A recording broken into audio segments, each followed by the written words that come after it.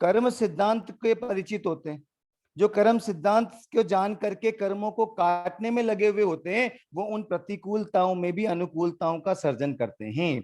तो आज हमको कर्म के स्वरूप को समझ करके कर्मों को तोड़ने के लिए आज जो जैन जीवन पद्धति का सिद्धांत अपनाना है, वो जैन जीवन पद्धति का सिद्धांत है प्रतिकूलताओं में अनुकूलता का सर्जन करें। प्रतिकूलता में अनुकूलता का सर्जन करें, यानी कि हमारे जीवन में जब प्रतिकूलता आ जाती है या कोई समस्याएं आ जाती है, समस्याओं से घबराए नहीं, उल्टा उस समस्या को समाधान के रूप में प्रेजेंट करने का प्रयास करें। यानी कि हम जो है उस प्रतिकूलताओं में भी अनुकूलता का अगर सर्जन करेंगे, समस्या का भी सदुपयोग करेंगे, और अगर ये कह दें कि उल्टी को भी सुल्टी कर लेवें। मान लीजिए कोई आपके विपरीत निंदा कर रहा है, उस निंदा का ही प्रयोग आप कर्मों को काटने में कर लेंगे, तो वो कहलाता है जैन जीवन पद्धति का एक अंग कर्मों को काटने में हमारा विशेष पुरुषार्थ। कर्मों को काटने में हमारा विशेष पुरुषार्थ कहलाता है। ये होता है प्रतिकूलता में अनुकूलता का सर्जन करना। जीवन में, सबके जीवन में प्रतिकूलताएं समाई हुई है, क्योंकि भूत में यानी भूतकाल में हमने अनेक पाप कर्म किए हुए हैं। अनेक पाप कर्म जो है उनको करने के कारण से हमारे प्रत्येक के जीवन में प्रतिकूलताएं आएंगी, लेकिन उस प्रतिकूलताओं में अगर हम अनुकूलता का सर्जन करेंगे, समस्याओं में समाधान का सर्जन करेंगे, उल्टी बात को हम सुलटी लेंगे, तो हमारे जीवन में कर्मों का धनाधन धनाधन टूटना जारी रहेगा, और कर्म के स्वरूप को जान करके कर्मों को तोड़ने में हमारा प्रयास बराबर रहेगा। कोई चैट बॉक्स में आ रहा है कि आवाज कम आ रही है, कृपया एक बता दें, आवाज बराबर आ रही है तो मैं ठीक है, बाकी अगर आवाज कम आ रही है तो मेरा वॉल्यूम वगैरह तेज करूं। मेरा आवाज बराबर आ रही है, क्लियर है? ठीक है साहब। हाँ साहब, हो सकता है जिसके आवाज क्लियर नहीं आ रही है उनके माइक्रोफोन में इनमें किसी में प्रॉब्लम हो। ठीक है, तो आज का दिन हमको कर्म के स्वरूप को जानकर कर्म को तोड़ने के लिए हमको क्या करना है? प्रतिकूलता में अनुकूलता का सर्जन करना है, समस्याओं में समाधान का सर्जन करना है। उल्टी बात अगर कोई कहे तो उसको सुलटी लेना है। यानी कि आप समझ गए होंगे, हमारे कोई निंदा करे तो उसको भी हंसते हंसते स्वीकार करके उसको पॉजिटिव एग्जाम्पल देना है, पॉजिटिव उसको जवाब देना है। जब हम प्रतिकूलता में अनुकूलता का सर्जन करते हैं तो हमारे कर्मों का जो बंधन है वो धनाधन टूटता है, और हमारी प्रसन्नता टिकी रहती है, हमारी समता टिकी रहती है, और धर्म का आचरण हमारा हो जाता है। ऐसे प्रतिकूलता में अनुकूलता का सर्जन करता है कौन? वो करता है जैन जीवन पद्धति को जीने वाला। आज 14वें दिन कर्म प्रकृति की क्लास में 14वें दिन हम जैन जीवन पद्धति के एक एक सिद्धांत को समझ रहे हैं। आत्मा को जागृत करने वाले हैं, पुण्यवानी को बढ़ाने वाले हैं, उपादान को दोष देने वाले हैं, निमित्त को दोष नहीं दे करके पाप भीरुता लाने वाले हैं, और सकारात्मक दृष्टिकोण रखने वाले हैं, चुनौतियों को स्वीकार करने वाले हैं। तो आज हम प्रतिकूलता में अनुकूलता का सर्जन भी करने वाले हैं। एक पहलवान कुश्ती जीत गया और गोल्ड मेडल मिला। गोल्ड मेडल के साथ में 25 लाख रुपए भी मिले, और जीत करके बड़ा ही प्रसन्न मुद्रा में जा रहा था होटल की तरफ। रास्ते में होटल की तरफ जा रहा था, गाड़ी से उतरते एक बुढ़िया जो रास्ते पर बैठी हुई थी, वो बुढ़िया कहती है, भाई मेरा बेटा हॉस्पिटल में एडमिट है, उसको कैंसर है, मुझे कुछ सहयोग कर दे ताकि मैं मेरे बेटे को बचा सकूं। जो पहलवान जीत कर आया था 25 लाख रुपए, उसने मैनेजर से कहा, मैनेजर इसको 20,000 रुपए दे दिए जाए। मैनेजर ने 20,000 उस बुढ़िया को दे दिए, चला गया, होटल में रुक गया। दूसरे दिन की बात है, मैनेजर ने उस पहलवान को कहा कि सर मैंने पता किया था, उस जो बुढ़िया थी उसका कोई बेटा हॉस्पिटल में एडमिट नहीं था, और उसके बेटे को कैंसर भी नहीं था। देखिए उस पहलवान के जो शब्द थे वो सुनकर के आप दंग रह जाएंगे। पहलवान कहता है कितनी खुशी की बात है, उसकी माँ को जो है, उस बुढ़िया के बेटे को कैंसर नहीं है, इससे बढ़कर और कौन सी बात होगी। अगर कैंसर होता तो वो कितना दुखी रहती, लेकिन देखो आपने पता किया, सर्च किया, उसके बेटे को कैंसर नहीं है, हॉस्पिटल में एडमिट नहीं है, इससे ज्यादा प्रसन्नता की और कौन सी बात हो सकती है। वो मैनेजर तो कहना चाहता था कि आपने जो 20,000 रुपए दिए वो गलत दिए हैं, लेकिन पहलवान का जो दृष्टिकोण था उसने उल्टी को भी सुलटी लिया। उसने उल्टी को भी सुल्टी लिया। उसने तो मात्र केवल किस पे ध्यान रखा, जो मेरे लिए कोई नेगेटिव चीज आ रही है उसको नेगेटिव तरीके से नहीं, हम बिल्कुल पॉजिटिव तरीके से प्रेजेंट करें और कहें उस पहलवान ने कहा कितनी खुशी की बात है, उसका बेटे को कैंसर नहीं है, उसका बेटा हॉस्पिटल में एडमिट नहीं है। इतनी बात को सुन करके वो मैनेजर भी दंग रह गया। बस यही दृष्टिकोण, इसी प्रकार से प्रतिकूलता में जो अनुकूलता का सर्जन करता है वो अपनी प्रसन्नता को भी टिका के रखता है, कर्मों का बंधन भी नहीं करता है और पूर्व में बांधे हुए कर्मों को भी तोड़ने वाला बनता है। आपको तो ध्यान में ही होगा, ज्यादा सब लोग परिचित हैं। पिता ने बेटे को बुला करके कहा कि कल तुझे पूरी अयोध्या का राज्य दिया जाएगा। पिता ने बेटे को बुला करके कहा कल तुझे पूरी अयोध्या का राजा बनाया जाएगा। दूसरे दिन माता ने कहा कि ये कपड़े उतार दो, राजसी वैभव उतार दो, राजसी कपड़े उतार दो और सन्यासी के कपड़े पहन करके और 14 वर्ष के लिए वन में चल जाइए। माँ ने क्या कहा, 14 वर्ष के लिए वन में चले जाइए, राजा के कपड़े उतार दीजिए, राजकुमार के कपड़े उतार दीजिए और क्या करिए, सन्यासी का वेश बना करके चले जाइए। कितने तीखे शब्द। एक दिन पहले तो पिता ने कहा था कि तुझे राजा बनाया जाएगा और दूसरे दिन माँ कह रही है कि 14 वर्ष के लिए कपड़े उतार करके, राजसी कपड़े उतार करके और सन्यासियों के कपड़े पहन करके 14 वर्ष के लिए वन में चल जाइए। क्या जवाब था राम का? राम का जवाब ये नहीं था कि माता मुझे वन में क्यों जाना है, राम ने केवल ये कहा कि माता मुझे कब जाना है। ये जवाब था उसका।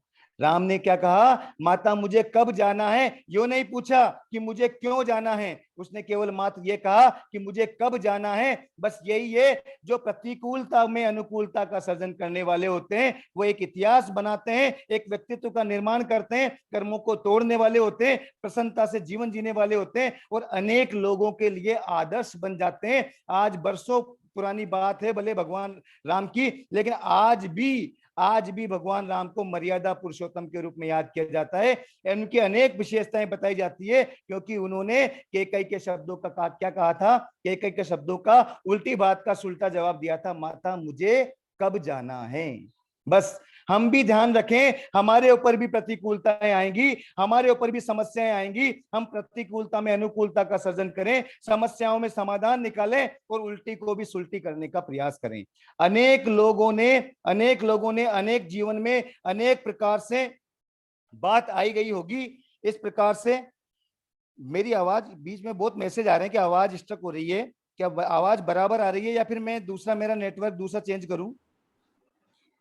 आवाज तो एकदम क्लियर आ रही है, शायद जिनकी नहीं आ रही उनके नेटवर्क में इश्यू होएगा।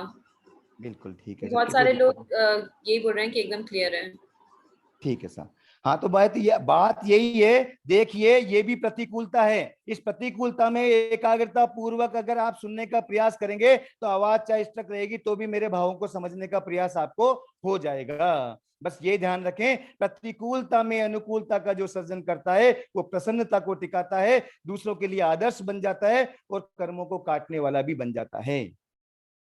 स्थानकवासी परंपरा की महत्वपूर्ण या विशेष एक परंपरा कह दूं, रत्न संघ परंपरा, जो कि रतन चंद जी महाराज साहब के नाम से जानी जाती थी। आज वर्तमान में हस्तीमल जी महाराज साहब और आज वर्तमान में आचार्य हीरा चंद जी महाराज साहब के द्वारा पल्लवित पुष्पित है और बहुत गौरवान्वित है कि ऐसे महापुरुषों का इसमें अवतरण हुआ है। इसी रत्न संघ की परंपरा में कजोड़ी मल जी महाराज साहब आचार्य हुए हैं। कजोड़ी मल जी महाराज साहब आचार्य हुए। वो आचार्य जो कजोड़ी मल जी महाराज साहब थे, उनका पेट थोड़ा मोटा था लेकिन राग द्वेष के इतने विजेता थे, इतने सरल थे कि बस पूछो मत। इतने सरल कजोड़ी मल जी महाराज साहब एक दिन जा रहे थे विहार करके और दूसरे लोगों ने, देखिए पहले के जमाने में महाराज को ढूंढिया कहते थे, ढूंढिया कहते थे महाराज को। और वहां पे लोग जो थे उन लोगों ने भी एक मजाक बना लिया और मजाक करा करके और उस कजोड़ी लाल जी महाराज साहब को देख करके आचार्य जो थे उनको देख करके कहते देखो ढूंढिया के भी पेट निकला हुआ है। मजाक करते हुए क्या कहते हैं कि ढूंढिया के भी पेट निकला हुआ है, लेकिन बिल्कुल भी रोष का वातावरण नहीं ला करके, बिल्कुल भी द्वेष का वातावरण नहीं ला करके, अंदर में अपने समता से परिचय दे करके। और वो कजोड़ी लाल जी महाराज साहब, आचार्य कजोड़ी लाल जी महाराज साहब बोलते हैं, तूने देखी ऊपर से मैंने देखी ठेठ। तूने देखी ऊपर से, मैंने देखी ठेठ, सारी झंझट मिट गई, बस एक रह गया पेट। मेरा राग द्वेष सारा झंझट मिट गया, संसार को छोड़ करके चला गया, और आज लेकिन सब कुछ मैं राग द्वेष किसी पर नहीं करता, समता रखता हूं, लेकिन एक पेट रह गया है। वो तो उसको पेट को देख रही है, वो जो कजोड़ी लाल जी महाराज साहब है वो ठेठ देख रहे हैं, और प्रसन्न मुद्रा से कहते हैं, तूने देखी ऊपर से, मैंने देखी ठेठ, सारी झंझट मिट गई, बस एक रह गया पेट। वो जो ढूंढिया के भी पेट है, ऐसे कटु वचन बोल करके उन्होंने उन आचार्य को डिगाना चाहा, उनका रोष लाने का प्रयास किया, लेकिन वो कजोड़ी लाल जी महाराज साहब कहते हैं कि बस एक पेट रह गया, बाकी तो सारी झंझट मिट गई, संसार को छोड़ दिया, राग द्वेष की आग से निकल गया, क्रोध मान माया लोभ को भी तिलांजलि दे दी, अब तो केवल साधना में रमन कर रहा हूं, सारी झंझट मिट गई है, पर यह पेट रह गया है। लेकिन मैंने तो किसको देख रहा हूं? ठेठ यानी मोक्ष को देख रहा हूं। इस प्रकार से प्रतिकूलता में भी अनुकूलता का सर्जन करने वाले हैं। अनेक एग्जाम्पल है, अनेक एग्जाम्पल जो कटु शब्दों को भी अपने मीठे रूप में स्वीकार करने वाले हैं। तुलसीदास जी का एग्जाम्पल सुना होगा आपने, जिन्होंने की रामायण की रचना की, और तुलसीदास जी का आपको जानकारी होगी, वो जो थे वो अपनी पत्नी के प्रेम में इतने पागल थे कि उनकी पत्नी जब नई नई शादी हुई तो पत्नी जो पियर गई, वो पियर जा गई तो पियर में उनको रहा नहीं गया, उनको तुलसीदास जी को, और वह नदी को पार करके, मुर्दा बह रहा था नदी में, मुर्दे के ऊपर ही बैठ करके और नदी पार कर ली, और जब गेट बंद मिला उसके ससुराल का, तुलसीदास जी के ससुराल का, तो सांप को पकड़ करके झरोके में चढ़ गए और पत्नी के पास पहुंच गए, और पत्नी को पास पहुंच करके कहते हैं कि मुझे तो रहा नहीं जाता है ना, मैं तो आपके पास ही रहूंगा, मुझे आपके बगैर नहीं रहा जाता। वो पत्नी के वर्ड क्या होते हैं? पत्नी क्या कहती है कि इतनी प्रीति जितनी आप मुझसे कर रहे हो, इतनी अगर राम से कर लेते तो आपका कल्याण हो जाता। बस बात अखर गई, उस कटु बात को लेकर के और निकल गए पत्नी को छोड़ करके, और सन्यास ग्रहण कर लिया, और सन्यास ग्रहण करके रामचरितमानस को लिखा। उस रामचरितमानस जिसको कि आज सब लोग बड़ी श्रद्धा से पढ़ते हैं, भगवान राम का जीवन चरित्र उसमें लिखा हुआ है, उसको बड़ी ही श्रद्धा के साथ में पढ़ते हैं सब। वो किससे लिखा? तुलसीदास जी ने लिखा, और पत्नी की एक फटकार के कारण से आत्मा जाग गई, लेकिन उन्होंने उस पत्नी की फटकार को अपने दिल पे लिया, और दिल पे लेकर के एक ऐतिहासिक कार्य कर दिया। बस तो वही है, प्रतिकूलता में अनुकूलता का सर्जन करने वाला आगे बढ़ता है, विकास करता है, लोगों के लिए आदर्श बनता है। धन्ना शालीभद्र की आपने बात सुनी होगी। शालीभद्र जी 32 रानियों को छोड़ रहे थे, एक एक रानी को प्रतिदिन छोड़ रहे थे। धन्ना जी शालीभद्र जी के कौन थे? शालीभद्र जी के धन्ना जी जीजा जी थे, बहनोई थे। धन्ना जी की पत्नी जो सुभद्रा थी वो शालीभद्र की बहन थी, और ये देख करके शालीभद्र जी को जब वैराग्य आता है तो 32 उनकी जो पत्नियां थी उनको एक एक पत्नी को प्रतिदिन छोड़ रहे थे। इधर धन्ना जी के पास में सुभद्रा को बहुत चिंता हो रही थी कि मेरा भाई सारे वैभव को छोड़ करके, सारी संपत्ति को छोड़ करके, और अपनी पत्नियों को छिटका करके, मेरी भाभियों को छिटका करके वो संन्यास ले रहा है, और वैराग्य को पल्लवित करके दीक्षा लेने की तैयारी कर रहा है। एक बार धन्ना जी को नहला रही थी, और नहलाते नहलाते उसकी आंखों से आंसू गिर गए, क्योंकि भाई दीक्षा ले रहा था, और भाई बहुत सुकोमल था शालीभद्र। उस भाई के विरह के कारण से, उसकी चिंता के कारण से सुभद्रा की आंख से एक टपका धन्ना जी के ऊपर गिर जाता है। जो स्नान कर रहे थे, स्नान का जल शीतल था, लेकिन आंसुओं का जो जल था वो गर्म था। धन्ना जी ने कहा, अरे सुभद्रा क्या हुआ, ये ऐसे ये आज तेरी आंखों में आंसू कैसे हैं? तो उसने कहा कि मेरा भाई सारी संपत्ति, वैभव और सबको छोड़ करके और दीक्षा ग्रहण कर रहा है, और प्रतिदिन अपनी एक एक पत्नी को छोड़ता जा रहा है। धन्ना जी ने मजाक में कह दिया, अरे वो तो कायर है जो प्रतिदिन एक एक पत्नी को छोड़ रहा है। अगर छोड़ना ही है, संसार को जब तिलांजलि देनी है, वैराग्य ही धारण करना है, दीक्षा ही अगर धारण करनी है, तो एक साथ ही पूरी 32 को क्यों नहीं छोड़ देता? सुभद्रा जी ने कहा कि प्रियनाथ, कहना बहुत आसान है, करना बहुत कठिन है। एक साथ 32 पत्नियों की छोड़ने की बात कर रहे हो आप, तो यहाँ पे राजसी वैभव में आराम से ऐश आराम कर रहे हो, वो कम से कम एक एक पत्नी तो छोड़ रहा है। आप केवल फालतू की बातें करते हो, इसको करना बहुत मुश्किल होता है। बस बात चुभ गई धन्ना जी को।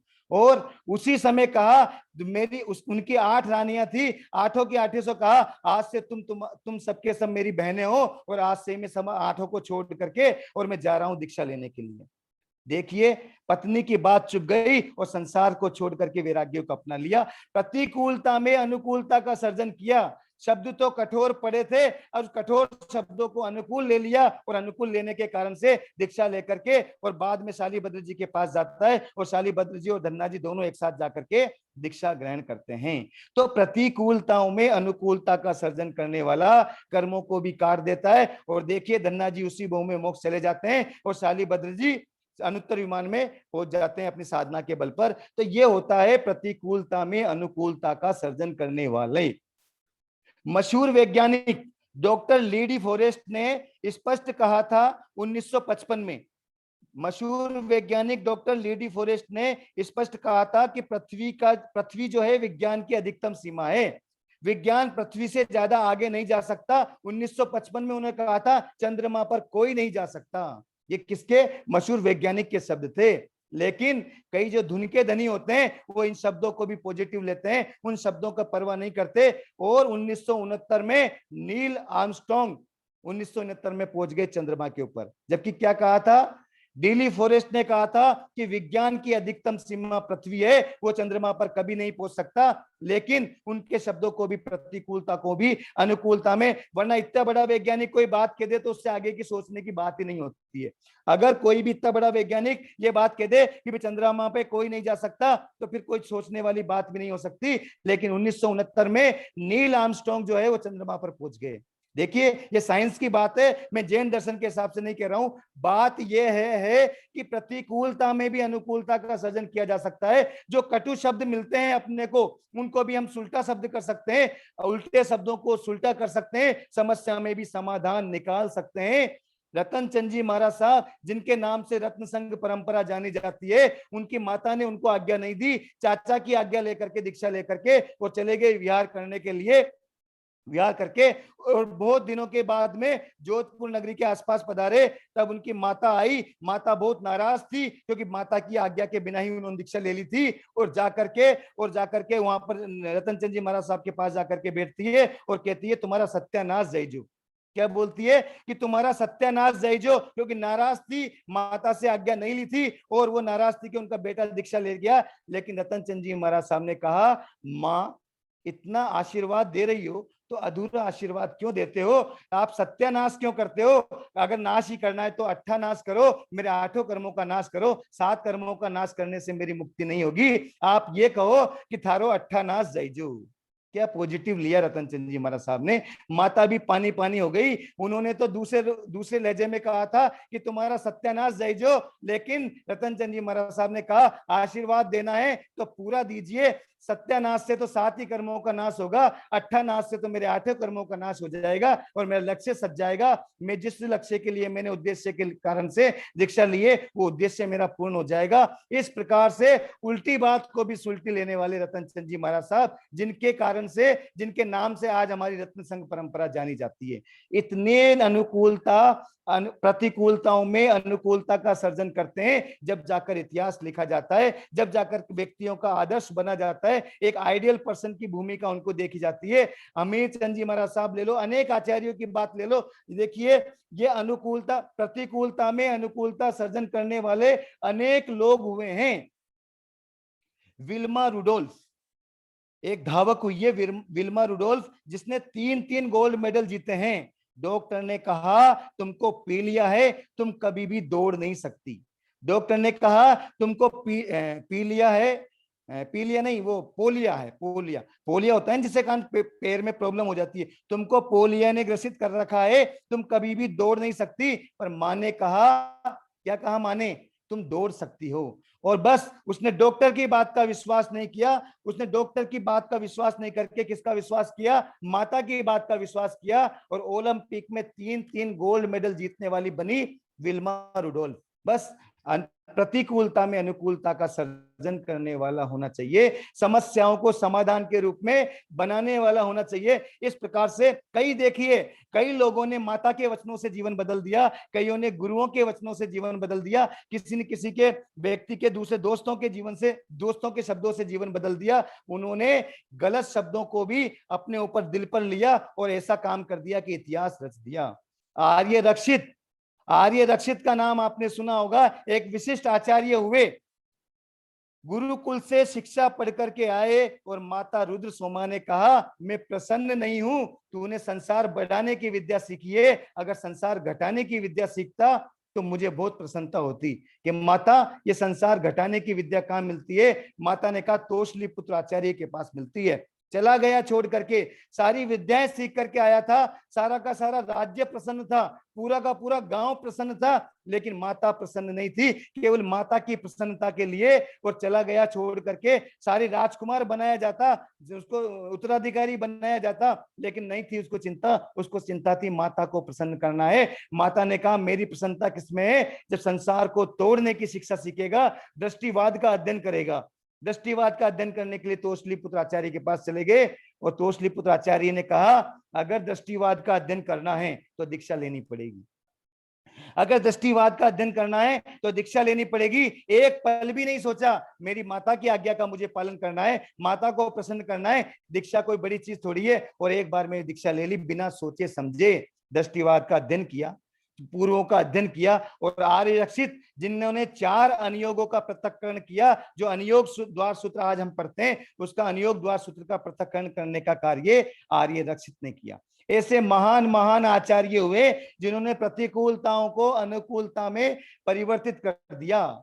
ऐसे अनेक आचार्य हुए हैं, अनेक एग्जाम्पल आपको मिल सकते हैं। अल्बर्ट आइंस्टीन का नाम आपने सुना होगा, उनको मंद बुद्धि कहा जाता था, और यहां तक कि ऐसा कहा जाता था कि ये तो जिद्दी व्यक्ति है, जिद्दी बच्चा है, मंद बुद्धि है। और आपने सुना होगा कि वहां के स्कूल के टीचर्स ने उनकी माता को पत्र लिख करके दे दिया, और पत्र लिख करके दे दिया कि ये बच्चा जो है वो हम पढ़ा नहीं सकते हैं। माता ने अल्बर्ट आइंस्टीन से क्या कहा? बहुत ही सुंदर घटना है। माता ने कहा बेटा तेरा दिमाग बहुत तेज है, तू तेरे कारण से तेरे को पढ़ाने की योग्यता टीचर में नहीं है, इस कारण से उन्होंने मना कर दिया कि हमारे में तुझे पढ़ाने की योग्यता नहीं है, इस कारण से हम तुझको पढ़ा नहीं सकते, इस कारण से आप घर पे ही इसकी पढ़ाई कराइए। अल्बर्ट आइंस्टीन को उनकी माता ने घर पे ही रह करके पढ़ाई कराई, और पढ़ाई करा करके ऐसा कहते हैं कि सबसे ज्यादा अगर दिमाग का उपयोग किया अब तक जितने भी वैज्ञानिक आदि जो भी हुए, उनमें अल्बर्ट आइंस्टीन ने सबसे ज्यादा प्रयोग किया। माता तो चली गई, माता के जाने के बाद घर शिफ्ट कर रहे थे, उन्होंने वो पत्र जो था, जो टीचर्स ने स्कूल से जो की किसको मिला था, माता को मिला था, उन्होंने खोल के पढ़ा। उसमें लिखा था आपका बच्चा मंद बुद्धि है, इस कारण से इसको हम नहीं समझा सकते, इसको हम हमारे स्कूल में नहीं पढ़ा सकते, आप इसको घर पे ही पढ़ाइए। माता ने ये बात नहीं की थी। माता ने तो कहा था आपका बच्चा बहुत इंटेलिजेंट है और आपको पढ़ाने की योग्यता हमारे टीचर्स में नहीं है आपके बच्चे को पढ़ाने की, इस कारण से हम जो है आपके बच्चे को नहीं पढ़ा सकते। अल्बर्ट आइंस्टीन सोचता है माता ने मेरा कितना आत्मविश्वास बढ़ाया, वो उन वचनों को जो प्रिंसिपल ने जो पत्र भेजा था, उस पत्र की नेगेटिव जो पत्र भेजा था उसको पॉजिटिव रूप में मेरे सामने प्रेजेंट किया, और आज मैंने मेरे दिमाग का कितना विकास किया। क्यों? क्योंकि उसने उल्टी को भी सुलटी लिया। किसने? अल्बर्ट आइंस्टीन की माता ने। जो नेगेटिव पत्र भेजा गया था प्रिंसिपल की तरफ से, वो नेगेटिव पत्र उसको नहीं बताया और पॉजिटिव रूप से कहा कि तेरा दिमाग बहुत तेज है और किसी भी टीचर में तुझे पढ़ाने की योग्यता नहीं है, इस कारण स्कूल वालों ने मना कर दिया है। इस प्रकार से जो प्रतिकूलताओं में अनुकूलता का सर्जन करते हैं वही कुछ ना कुछ कर पाते हैं। चाहे से कालिदास जी की बात ले लो, कालिदास जी के लिए कहा जाता था जिस डाली को काट रहे थे उसी डाली पर बैठे हुए थे। इतने मूर्ख कालिदास को कहते थे। कालिदास जिस डाली को काट रहे थे उसी डाली पर बैठे हुए थे। ऐसी ये घटना कालिदास जी की भी आपने सुनी होगी। जो विद्योत्तमा नाम की जो रानी थी वो बहुत ही विद्याओं से संपन्न थी। विद्योत्तमा रानी जो विद्याओं से संपन्न थी, उसने एक ही उसकी शर्त थी कि कोई भी मेरे प्रश्नों का जवाब दे दे तो मैं उससे शादी कर लूंगी। एक पंडित आया, पंडित उसके प्रश्नों का जवाब नहीं दे पाया, और पंडित प्रश्नों का जवाब नहीं दे पाया, उसको लज्जित करके विद्योत्तमा ने भेज दिया।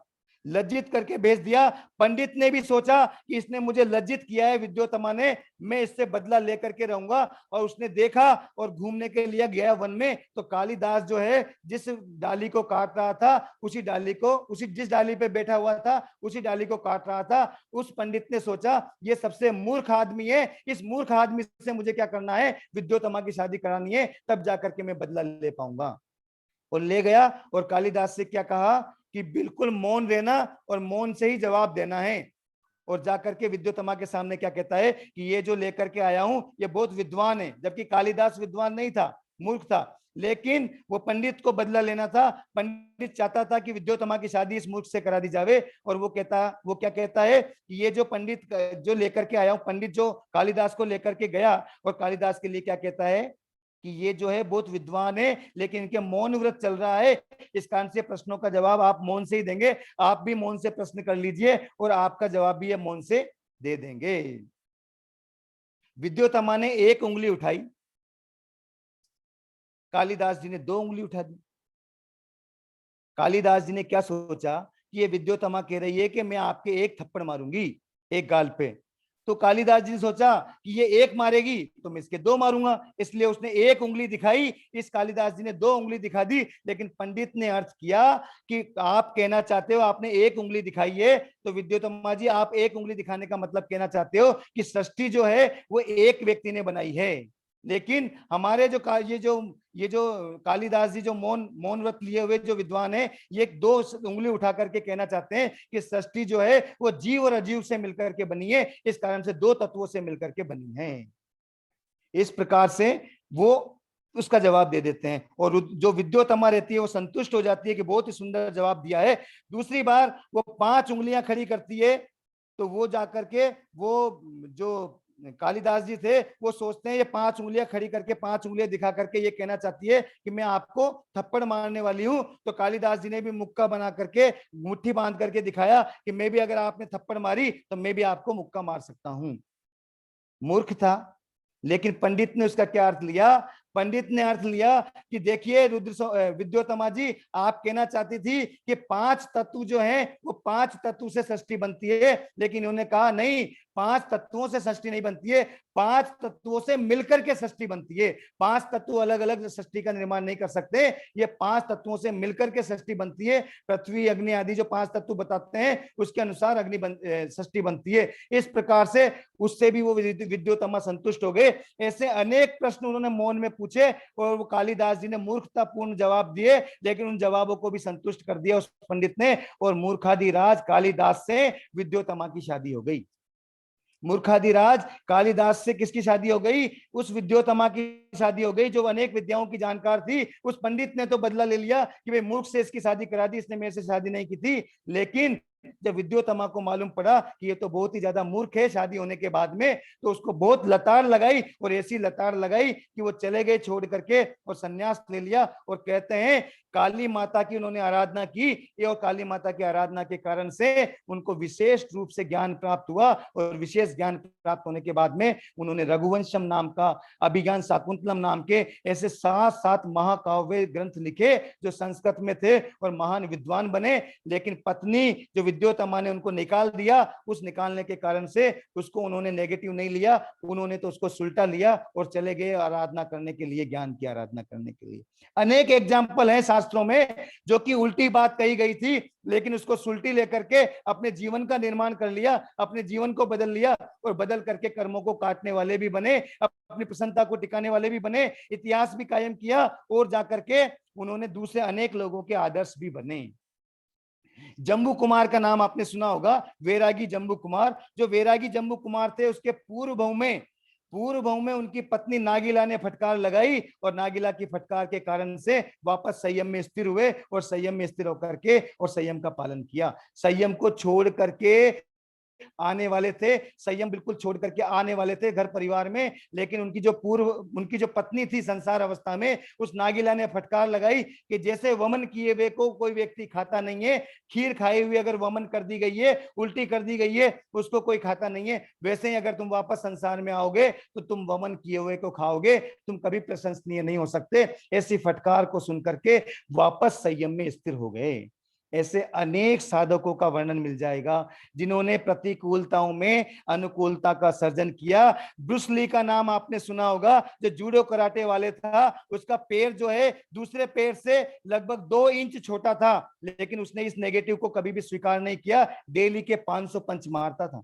जो जूडो कराटे का स्पेशलिस्ट था, उसका पैर जो है वो एक पैर दूसरे पैर से छोटा था, लेकिन उसने इस कमजोरी को कभी भी बखान नहीं किया, इसकी कभी चिंता नहीं की, और चिंता नहीं करके और कितने 500 पंच डेली के मारता था जूडो कराटे में। इस प्रकार से जो प्रतिकूलताओं को भी अनुकूलता में सर्जित कर देता है, वो आगे बढ़ने वाला हो जाता है, उसको लोग याद करते हैं। अनेक एग्जाम्पल है जिन्होंने कि कठोर शब्दों को अपनी आत्मा पर ग्रहण किया और ग्रहण करके और एक दृढ़ निश्चय के द्वारा आगे बढ़ गए, और आगे बढ़कर ऐसा निकल गए कि उन्होंने आत्मा का भी कल्याण किया, एक इतिहास भी रचा और आदर्श भी बने, कर्मों को दनादन तोड़ने वाले भी बने। तो आज के दिन हम कर्म के स्वरूप को समझ करके कर्मों को तोड़ने के लिए हमको प्रतिकूलताओं में अनुकूलता का सर्जन करने की बात सीखनी है। हमको प्रतिकूलताओं में अनुकूलता का सर्जन करना है, समस्याओं में समाधान करना है, और उल्टी बात को सुलटी लेना है। कभी भी कोई गाली बक दे तो कोई बात नहीं, गाली बकने वाला कौन होता है? 2 तरह के पेपर होते हैं। 2 तरह के पेपर होते हैं। एक पेपर तो ऐसा होता है जो पानी को सोखता नहीं है, और एक पेपर ऐसा होता है जो पानी को सोख लेता है। जब भी कोई अच्छी बात कहे आपसे, जब भी कोई आपके गुणगान करे या अच्छी बात कहे, उस समय आप पानी सोखने वाले पेपर की तरह बन जाइए, उसको स्वीकार कर लीजिए। लेकिन जब आपसे कोई गाली बके, उस समय पर आप ऐसा पेपर बन जाइए जो कि पानी को सोखता नहीं है। इसी प्रकार से वो गाली आपसे बक रहा है तो आप उसको अंदर लीजिए मत, ग्रहण करिए मत, उसकी गाली उसके पास चली जाएगी, अपने किसी प्रकार का कोई फर्क नहीं पड़ेगा। इसलिए प्रतिकूलताओं में अनुकूलता का सर्जन करें, उल्टी को सुलटी लेने का प्रयास करें, और समस्याओं में समाधान के तत्व निकालें, जब जाकर के हमारे जीवन का कल्याण होगा। कर्म के स्वरूप को समझ करके कर्मों को तोड़ने के लिए जैन जीवन पद्धति के इन नियमों को हमको अपनाना पड़ेगा, इन सूत्रों को हमको स्वीकार करना पड़ेगा। जब हम इन सूत्रों को स्वीकार करेंगे तभी हम आगे बढ़ सकते हैं। कर्म प्रकृति का थोकड़ा चल रहा है। कर्म प्रकृति के थोकड़े में मुख्य जो कर्म है, मोहनीय जो कर्म है, उस मोहनीय कर्म की बात चल रही है। और मोहनीय कर्म के हमने अनंतानुबंधी आदि की बात चल रही है। अनंतानुबंधी क्रोध, मान और माया लोभ को हमने कल समझा था एग्जाम्पल से, लेकिन एक बात समझ में नहीं आई। अनंतानुबंधी कषाय में मरने वाला नरक में, अप्रत्याख्यानी में मरने वाला त्रियंच में, और प्रत्याख्याना वन में मरने वाला मनुष्य में, और संजुलन में मरने वाला देव में बताया गया। ये बात कुछ कम समझ में आई। ध्यान रखना, ये अनंतानुबंधी क्रोध ऐसा है। लेटेस्ट घटना आपने सुनी होगी, वो मुक्केबाज सुशील कुमार, वो पहलवान सुशील कुमार, जिसका कि पूरे देश में नाम था, जो कि ओलंपिक में मेडल विजेता था, और सारे इंडिया उसका या भारत उसका सम्मान करता था। आज देखिए, जिसके गले में मेडल लटका हुआ था, आज वो तौलिए से सिर छिपा करके बैठा हुआ है।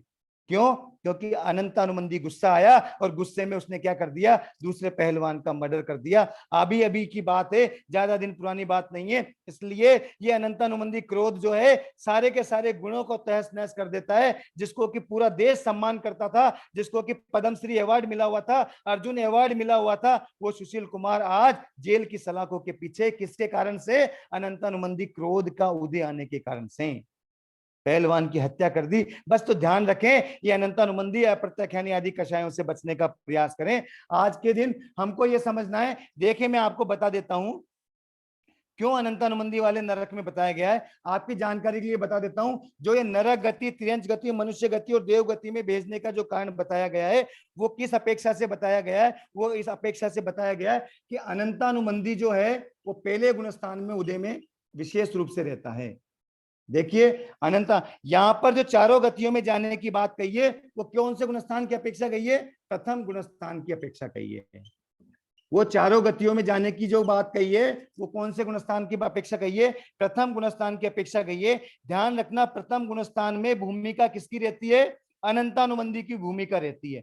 भूमिका का मतलब बेस किसका रहता है? बेस किसका है? अनंतानुबंधी का बेस रहता है पहले गुणस्थान में। अगर अनंतानुबंधी में अनंतानुबंधी का ही उदय आ जावे, भूमिका किसकी है? अनंतानुबंधी की। भूमिका यानी कि उसके अंदर में समाये हुए संस्कार किसके हैं? अनंतानुबंधी के संस्कार हैं। पहले गुणस्थान की बात कर रहे हैं। पहले गुणस्थान में अनंत अनुबंधी की भूमिका होती है, विशेष ध्यान रख लीजिए। प्रथम गुणस्थान की बात करी जा रही है। प्रथम गुणस्थान में भूमिका किसकी रहती है? अनंत अनुबंधी की रहती है। अनंत अनुबंधी की भूमिका रहती है। उसका बेस क्या रहता है? अनंत अनुबंधी का बेस रहता है। अनंत अनुबंधी के बेस में यानी कि उसका जो संस्कार किसके रहते हैं? अनंत अनुबंधी कषाय के उदय के रहते हैं। और अनंत अनुबंधी कषाय के संस्कार में अनंत अनुबंधी का ही उदय आ जावे, यानी कि संस्कार तो खराब है ही और उदय भी किसका आ गया है? बहुत जबरदस्त तीव्र उदय आ गया है, तो वो जीव नरक गति में जाता है। तो वो कौन सी गति में जाता है? नरक गति में जाता है। ये पहले गुणस्थान की बात चल रही है। और मान लीजिए पहले गुणस्थान में अनंत अनुबंधी का बेस तो है, उसकी भूमिका अनंत अनुबंधी की है, लेकिन उसके उदय जो है वो अप्रत्याख्यानी कषाय के रूप में आ रहा है। यानी कि उसके जो अनंत अनुबंधी की भूमिका तो अनंत अनुबंधी की है, उसका जो बेस है वो अनंत अनुबंधी का है मिथ्यात्व गुणस्थान में, लेकिन अनंत अनुबंधी इतना तीव्र उदय नहीं आ रहा है। उसको उदय कैसा आ रहा है? अप्रत्याख्यानी का उदय आ रहा है। उस समय वो तिर्यंच गति में जाएगा। ठीक है साहब। अब अनंत अनुबंधी की भूमिका है पहले गुणस्थान में, लेकिन उदय किसके जैसा आ रहा है? उदय आ रहा है प्रत्याख्यानावरण की तरह, यानी कि कम पावर का उदय आ रहा है, तो वो जाएगा मनुष्य गति में।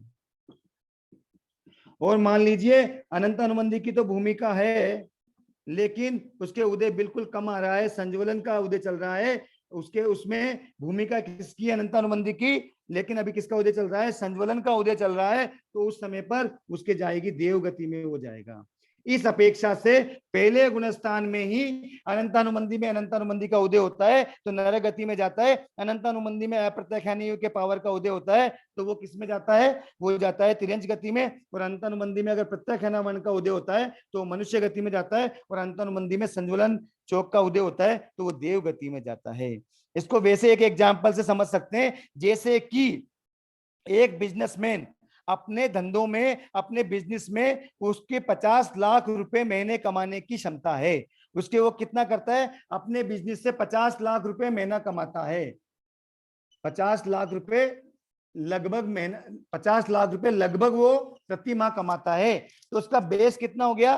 50 लाख बेस हो गया उसका। लेकिन ऐसा नहीं है, अगर वो 50 लाख कमाता है और अगर 50 लाख ही कमा रहा है इस महीने में, तो 50 लाख ही अगर कमा रहा है तो वो नरक गति में जाने का काम कर रहा है। देखिए अगर मान लीजिए बेस तो 50 लाख के कमाने का है, लेकिन धंधा इस महीने कम चला, इस कारण से 50 लाख की जगह वो इस समय पर 35 लाख रुपए ही कमा पाया, तो वो कहलाता है वो तिरंज गति में जाएगा। बेस तो उसका 50 लाख कमाने का है, उसकी फैक्ट्रियां जो चल रही है 50 लाख कमा करके देती है, परंतु कभी क्या होता है, कभी तनख्वाह बढ़ानी पड़ जाती है मजदूरों की, कभी जो प्रोडक्शन कम हो जाता है, कभी कोई जो टैक्स आदि ज्यादा लग जाता है, कोई छापा पड़ जाता है तो उसके पैसे खर्च हो जाते हैं। इस कारण से बेस तो उसका 50,000 रुपए 50 लाख रुपए महीने का ही कमाने का है, लेकिन इस महीने में उसके 35 लाख की इनकम होती है, यानी कि उसके जो उदय आ रहा है, उदय यानी इनकम जो हो रही है कम हो रही है, इस कारण से वो तिरंज गति में चला जाता है। अनंत अनुबंधी 50 लाख का कमाने वाला है, लेकिन अभी वर्तमान में इस महीने उसके 25 लाख की कमाई हुई तो वो मनुष्य गति में चला जाता है। ऐसे ही 50 लाख का कमाने वाले को इस महीने 10 लाख की ही कमाई हुई, कोई बीच में कोई रेड पड़ गई या फिर माल बेकार निकल गया या फिर जो है बाजार में उसकी मांग खपत कम हो गई, इस कारण से 10 लाख की ही इनकम हुई तो वो देव गति में जाता है। बेस तो क्या है? अनंतानुबंधी का है, लेकिन उदय में जो आ रहा है, अगर अनंतानुबंधी के बेस में अनंतानुबंधी का उदय आ जावे तो नरक गति में, अनंतानुबंधी के बेस में अप्रत्याख्यानी का उदय आ जावे त्रियंच गति में, अनंतानुबंधी के बेस में अगर प्रत्याख्यानावन का उदय आ जावे तो मनुष्य गति में, अनंतानुबंधी के बेस में अगर संज्वलन का उदय आ जावे तो देव गति में जाता है। इसलिए ये जो चारों गतियों में जाने की बात कही गई है, ये चारों गतियों में पहले गुणस्थान की अपेक्षा से ही कही गई है। इस बात को आप ध्यान में ले लें। अपेक्षाओं को ध्यान में रखते हैं तब प्रत्येक चीज समझ में आती है, अगर अपेक्षाओं को ध्यान में नहीं रखते तो कोई चीज समझ में नहीं आती है और वो हमारे लिए अपनी ही बात जो है अपने द्वारा ही कटने वाली हो जाती है। तो ये ध्यान में ले लें किस प्रकार से चारों गतियों को यहाँ पर बताया गया है। इस प्रकार से हमने अनंत अनुबंधी, अप्रत्याख्यानी, प्रत्याख्यानावरण और संज्वलन, क्रोध, मान, माया लोग को हमने समझा। हम ये भी जाने क्रोध को क्षमा से जीता जाता है। और देखिए हमारे शास्त्रों में एग्जाम्पल दिया हुआ है, किसने जीता क्रोध को क्षमा से? क्रोध को क्षमा से जीता गस सुकुमाल मुनि ने। क्रोध को किससे जीता जाता है? क्षमा से जीता जाता है, प्रीति से जीता जाता है। ठीक है साहब, क्षमा और प्रीति से जीता जाता है क्रोध को। और इसको जीता किसने? गस सुकुमाल मुनि ने। अंगारे रख दिए थे माथे पर, अंगारे रख दिए थे माथे पर, लेकिन प्रीति का वातावरण रखा, क्षमा का वातावरण रखा, अपने मन का माहौल को बिगड़ने नहीं दिया और कर्मों को काट करके और मोक्ष चले गए। मान, मान को किससे जीता जाता है? तो मान को विनय से जीता जाता है। मान को विनय से जीता जाता है। तो अहंकार को विनय से जीतने का कार्य किसने किया? गौतम स्वामी, जो इंद्रभूति गौतम थे, उनको बहुत ही ज्यादा अहंकार था, लेकिन जब भगवान के चरणों में गए तो विनय के द्वारा उनको समर्पित हो गए और उन्होंने, गौतम स्वामी ने विनय के द्वारा अपने मान को जीत लिया। माया को किसने जीता? तो माया किससे जीती जाती है? सरलता से जीती जाती है, मित्रता से जीती जाती है। तो सरलता और मित्रता जो है वो किसने अपनाई? तो 10वें अंतर्गत सूत्र में आपने एग्जाम्पल सुना होगा, अतिमुक्त कुमार जो बचपन में थे, इतने सरल थे कि साधु बनने के बाद भी कागज की नाव पानी में तैरा रहे थे। उन्होंने क्या किया? माया को सरलता से जीत लिया। ऐसे अतिमुक्त कुमार, जिनको कि एवंता मुनि भी कहते हैं और अपन भजन गाते भी हैं, एवंता मुनिवर नाव तीराई बहता नीर में। तो वैसे ही माया को सरलता से किसने जीता? अतिमुक्त कुमार ने, एवंता मुनि, दोनों एक ही हैं। और लोभ को संतोष से किसने जीता? तो लोभ को संतोष से उत्तराधन सूत्र का 9वां अध्ययन, कपिल के उत्तराधन सूत्र का 8वां अध्ययन, कपिल केवली का जो अध्ययन है, वो वहां पर कपिल केवली जो 2 मास से सोने के लिए गया था, लेकिन मन की विचित्रता देखिए, वो जो लोभ बढ़ता गया बढ़ता गया बढ़ता गया और सारा का सारा राज्य भी लेने को तैयार हो गया। इस प्रकार से जो लोभ को, लेकिन बाद में उनके मन ने पलटा खाया कि ये लोभ कैसा खतरनाक है, और कपिल केवली ने उस समय संतोष को अपनाया और संतोष को अपना करके और लोभ को जीता कपिल केवली ने। इस प्रकार से अनेक साधक हुए हैं जिन्होंने क्रोध को क्षमा से, मान को विनय से, माया को सरलता से, लोभ को संतोष से जीता है। हमको भी उन महापुरुषों के जीवन चरित्र को पढ़ करके और उन महापुरुषों के जीवन चरित्र को पढ़ करके कषायों का उन्मूलन करना है, कषायों का शमन करना है। क्रोध, मान, माया, लोभ, इनको हटाना है। मैंने कितने 3 या 4 दिन से क्रोध, मान, माया, लोभ चल रहे होंगे। ये क्यों चल रहे हैं? क्योंकि यही संसार में भटकाने वाले हैं। अनेक प्रकृतियां और भी कर्मों की आएगी, प्रकृतियां अनेक कर्मों की और भी आएगी, लेकिन वो प्रकृतियां संसार में केवल अटकाती हैं। और वो बनती क्यों है? उसका मेन कारण होता है ये क्रोध, ये मान, ये माया और ये लोभ। हम इन 4 कषायों को तोड़े, सारा का सारा झंझट इन 4 कषाय से ही है। इस कारण से इन 4 कषायों को समझने का हम विशेष प्रयास कर रहे हैं। अब हम चलते हैं 9 कषाय की तरफ, क्योंकि देखिए अनंतानुबंधी आदि कषाय बहुत दिनों से चल रहे हैं। हमको केवल जानना ही नहीं है, ज्ञेय परिज्ञा से जाने और प्रत्याख्यान परिज्ञा से कषायों को छोड़ेंगे तो हमारा जानना सार्थक होगा। तो आज हम इन अनंतानुबंधी कषाय, अप्रत्याख्यानी कषाय, प्रत्याख्यानावन कषाय और संजुलन कषाय के स्वरूप को समझ करके इनको त्यागने का प्रयास करें। और देखिए आज के दिन ये प्रतिकूलताएं आएंगी, क्रोध का प्रसंग भी आएगा, मान का प्रसंग भी आएगा, माया का प्रसंग भी आएगा, लोभ का प्रसंग भी आएगा। उन प्रतिकूलताओं में अनुकूलता का सर्जन करें, इस बात का विशेष ध्यान रखें। अभी अभी की बात है, मेरा दोस्त से कल ही बात कर रहा था कि उसके अफसर ने, बात चल रही थी ऑफिस में बात चल रही थी कि देखो पेट्रोल 100 रुपए लीटर पहुंच गया। पेट्रोल, बहुत टेंशन में थे 4-5 लोग, देखो कितनी महंगाई बढ़ गई है, पेट्रोल जो है उसने भी शतक मार दिया है और 100 रुपए के ऊपर पहुंच गया। उनका जो अफसर था वो कहता है क्या फर्क पड़ता है, मैं तो पहले भी 1000 का ही भराता था और आज भी 1000 का ही भराता हूं, मेरे तो कोई फर्क पड़ा ही नहीं। कितनी पॉजिटिव तरीके से उन्होंने ले लिया। उल्टी बात थी, महंगाई का बात करनी थी, उस पर जाकर के नेगेटिव सोच लेके आनी थी, लेकिन उसने तो कह दिया मैं तो पहले भी 1000 का ही भराता था गाड़ी में और अब भी 1000 का ही भराता हूं, मेरे तो कोई फर्क पड़ा नहीं, 1000 का ही पहले भराता था, 1000 का ही अब भराता हूं। बस तो वही है, क्रोध, मान, माया, लोभ के प्रसंग में, प्रतिकूलताओं में हमको अनुकूलता का सर्जन करना है। इस प्रकार का ध्यान रखें। समस्याएं जिंदगी भर रहेंगी, समस्याएं कभी जाने वाली नहीं है। उन समस्याओं में समाधान के तत्व खोजने का प्रयास हमको ही करना है। जैन जीवन पद्धति से जी करके ये अनंतानुबंधी क्रोध, मान, माया, लोभ या जो भी प्रत्याख्यानी, प्रत्याख्यान, संजुलन, क्रोध, मान, माया, लोभ को हमको तिलांजलि दे करके और वीतरागी बनने का लक्ष्य रखना है। अब देखिए कषाय को हमने समझ लिया, लेकिन ये कषायों को उत्तेजित करने वाले जो होते हैं, वो कषायों को उत्तेजित करने वाले होते हैं नो कषाय। हमने चारित्र मोहनीय के 2 भेद किए थे। चारित्र मोहनीय के कितने भेद किए थे? 2 भेद किए थे, कषाय मोहनीय और नो कषाय मोहनीय। तो कषाय मोहनीय की 16 प्रकृतियां हमने अभी समझ ही ली है एग्जाम्पल के द्वारा। नो कषाय मोहनीय की कितनी प्रकृतियां हैं? 9 प्रकृतियां हैं। तो पहले तो नो कषाय मोहनीय किसको कहते हैं? नो कषाय किसको कहते हैं? नो कषाय। देखो नो यानी क्या होता है? NO, या इंग्लिश वाला नो नहीं है। इसका मतलब क्या है? नो का मतलब कषाय नहीं है। देखिए कषाय नहीं है ऐसा अर्थ यहाँ पे नहीं लेना। यहाँ पे नो का मतलब होता है ईशत। ईशत का मतलब होता है किंचित। किंचित का मतलब थोड़ा सा। यहाँ पे नो का मतलब क्या होता है? नो कषाय का मतलब ये ऐसा नहीं है कि नो कषाय यानी कषाय नहीं है, ऐसा अर्थ नहीं लेना। यहाँ क्या क्या अर्थ लेना है? ईशत कषाय है। कैसा कषाय है? ईशत कषाय। ईशत कषाय का मतलब थोड़ा सा कषाय है, सूक्ष्म कषाय है, कमजोर कषाय है, इसको कहते हैं नो कषाय। जो कमजोर कषाय होता है, जो ईशत कषाय होता है, जो थोड़ा सा कषाय होता है, ऐसे कषाय किसको कहते हैं? नो कषाय को कहते हैं।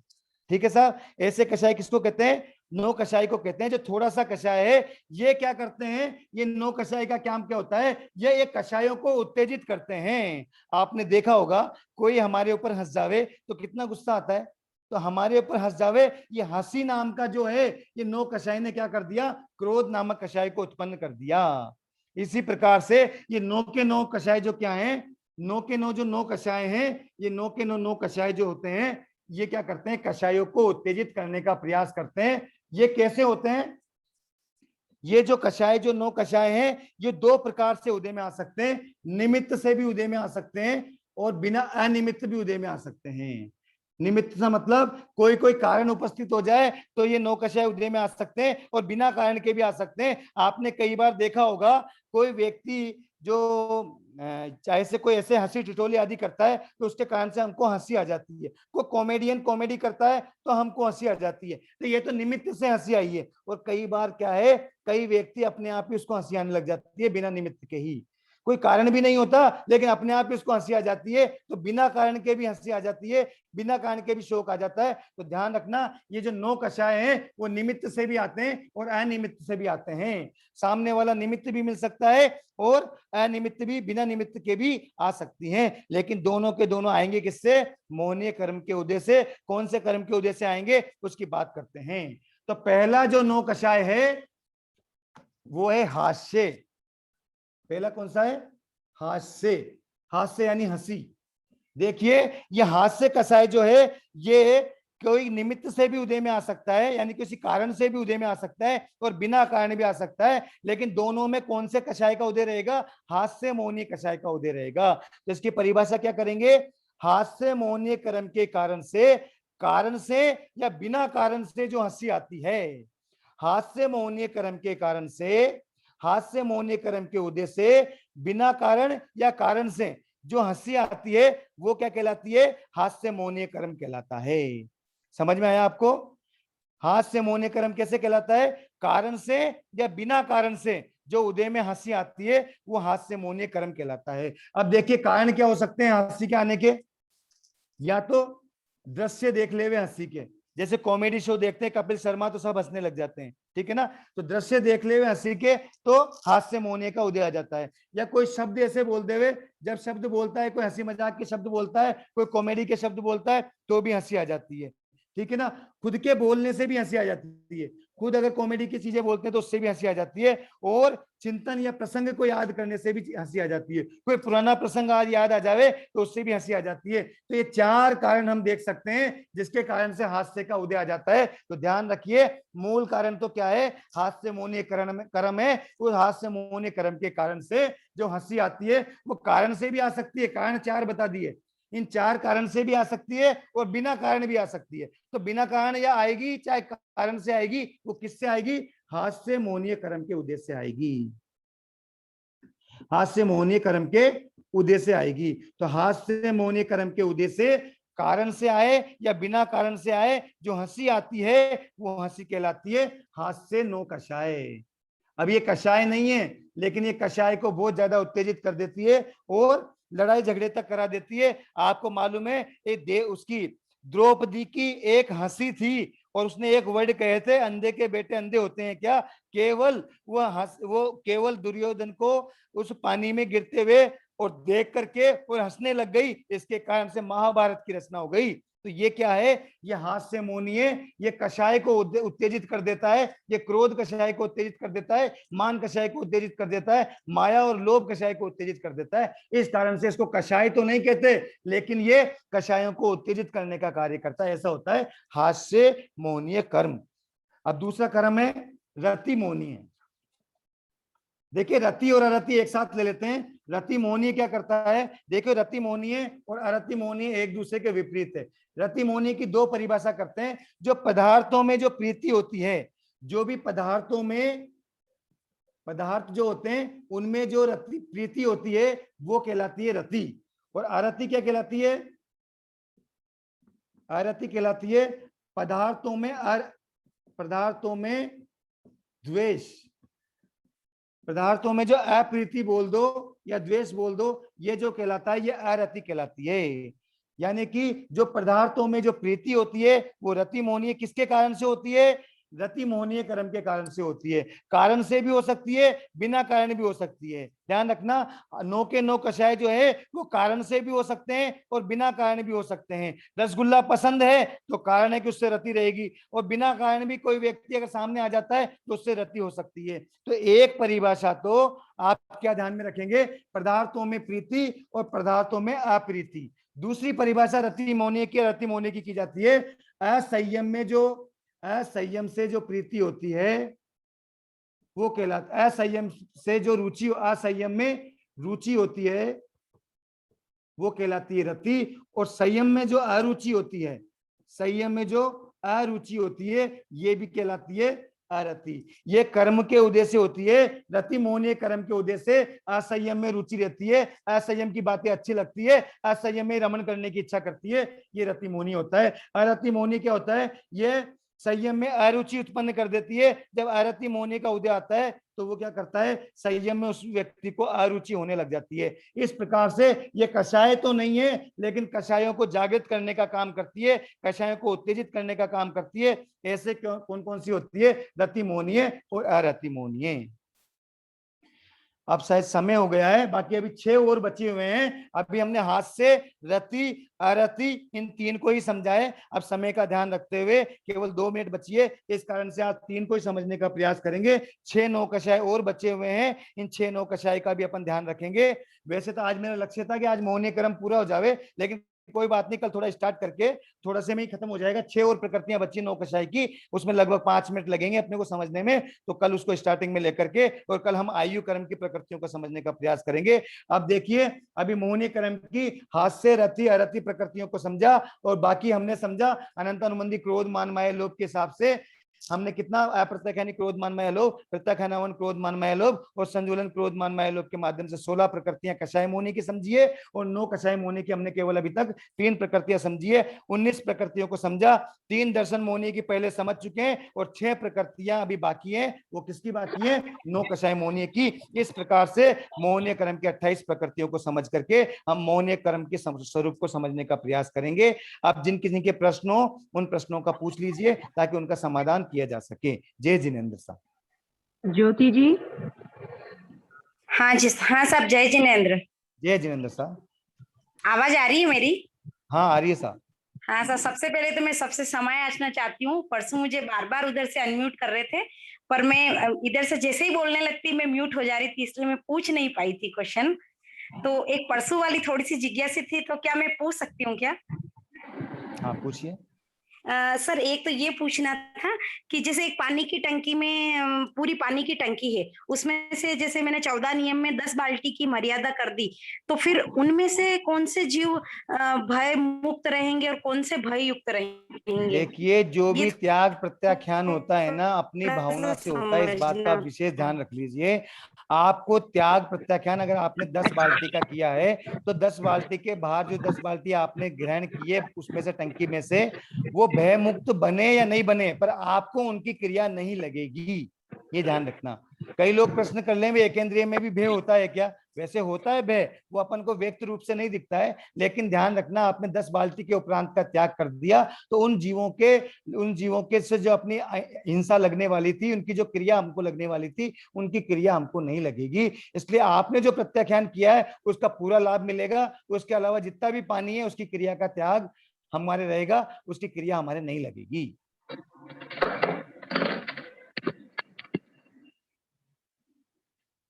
कल्पना जी। जय जिनेन्द्र साहब। हाँ जय जिनेन्द्र साहब। हाँ, आपने बताया था कल कि जैसे अनंतानुबंधी का जब उदय होता है तो नीच गोत्र का बंध होता है। अनंतानुबंधी मान का उदय होता है ना? हाँ, तो इसमें ऐसा नहीं कि जैसे मतलब अनंतानुबंधी सिर्फ मान का उदय होगा तो ही नीच गोत्र का बंध होगा, मतलब या उसकी चारों प्रकृतियों का उदय होगा तो होगा ऐसा? देखिए आज आपको बताया था अनंतानुबंधी के बेस में अनंतानुबंधी का उदय होता है। जी हाँ। तो उस समय अनंतानुबंधी के बेस में अनंतानुबंधी का जो उदय होगा उसमें जो मान का उदय होगा उस समय नीच गोत्र का बंध होगा। क्योंकि आप जानकारी में ले लें, जब गोत्र क्रम हम पढ़ेंगे तो 8 प्रकार के जो मद हैं उनको हाँ। करने से क्या होता है, नीच गोत्र का बंध होता है। तो 8 प्रकार के मतलब अहंकार करना यानी कि मान करना, तो मान कहां पे किया जाएगा? पहले गुणस्थान में किया जाएगा, क्योंकि पहले गुणस्थान तक दूसरे गुणस्थान तक ही नीच गोत्र का बंध होता है। इस कारण से अनंतानुबंधी के बेस में अनंतानुबंधी मान का उदय आएगा तो उस समय नीच गोत्र का बंध होगा, उस समय उच्च गोत्र का बंध नहीं होगा। लेकिन अनंतानुबंधी के बेस में अगर अप्रत्याख्यानी का उदय चल रहा है, अप्रत्याख्यानी का छोड़कर प्रत्याख्यानावर्ण का चल रहा है मुख्य रूप से, या संजोलन का चल रहा है, उस समय उच्च गोत्र का बंध भी हो सकता है। धन्यवाद। मंगला जी। सर एक क्वेश्चन और जय जिनेन्द्र सर पूछना था मुझसे। आवाज नहीं आ रही आपकी? आपकी आवाज क्लियर नहीं है। सकती हूँ, मेरा क्वेश्चन अधूरा रह गया। आवाज क्लियर नहीं आ रही। Sir hello. हाँ सर। अच्छा, ज्योति जी आप थोड़ा सा वापस लॉग इन करके ना, शायद आपका नेटवर्क बेटर हो जाएगा, फिर आप थोड़ी देर में वापस पूछ लीजिए अपना प्रश्न। जी मंगला जी। जय जिनेन्द्र सर, प्रणाम। जय जिनेन्द्र। हाँ, वो आपने अभी बताया अरुचि के बारे में, संयम में क्या वो बताना जरा फिर से, रति और अरति संयम का। जिन जीवों की संयम में अरति रहती है ना, दूसरी परिभाषा है, पहली परिभाषा ध्यान रखना, पदार्थों पर जो अप्रीति रहती है ना वो अरति रहती है। ये सब जीवों में होती है। सब जीवों को कोई पदार्थ पसंद नहीं होते ना, कोई पदार्थ ऐसे होते हैं जो पसंद नहीं होते। जैसे एग्जाम्पल के रूप में मुझे कोई चीज पसंद नहीं है, मेरी उससे अरति है, तो वो अरति जो है वो अरति मोहनीय कर्म के उदय से आती है। ठीक है साहब। और दूसरा परिभाषा की जाती है संयम में जो अरति हो जाती है ना, संयम जो ग्रहण करते हैं, जैसे किसी को सामायिक करना पसंद नहीं होता, वो करता भी नहीं है, करने भी नहीं देता है। वो कहता है क्या सामायिक करते हो आप, फालतू में बैठो मत, ऐसे बैठ जाओ, वैसे बातें कर लो, ऐसे स्वाध्याय कर लो। तो जिसकी संयम में अरुचि होती है वो भी अरति मोहनीय कर्म का उदय ही माना जाता है। धन्यवाद सर। और रति मोहनीय के संयम से प्रीति होती है, रुचि। संयम से प्रीति नहीं, असंयम से प्रीति। असंयम में रहना ही पसंद होता है उसको नहीं बिल्कुल सामायिक वामायिक करने से कुछ नहीं होगा, आपने तो खुले रहो, बढ़िया आनंद से रहो, कभी भी उठ करके कुछ भी काम कर सकते हैं। अगर सामायिक लेकर के बैठ गए तो 1 घंटा बैठना पड़ेगा। ऐसे असंयम में रुचि रहती है उसकी, वो रति मोहनीय कहलाती है। प्रमिला जी।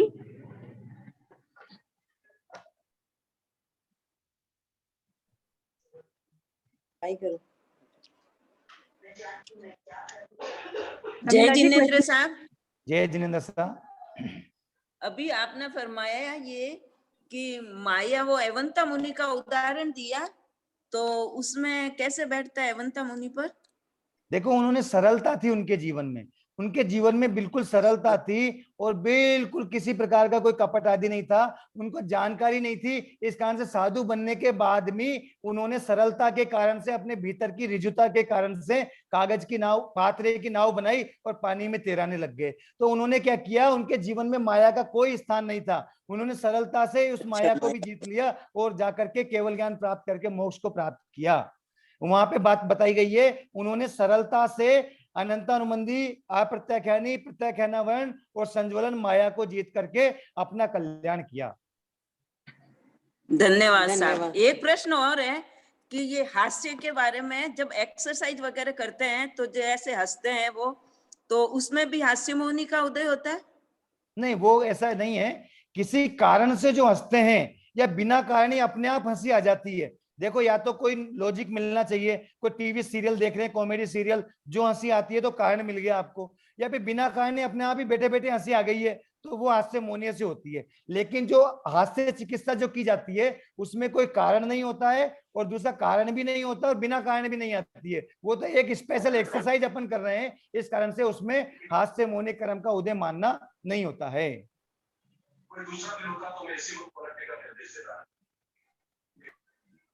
और कोई प्रश्न? हंसराज जी, हंसराज जी,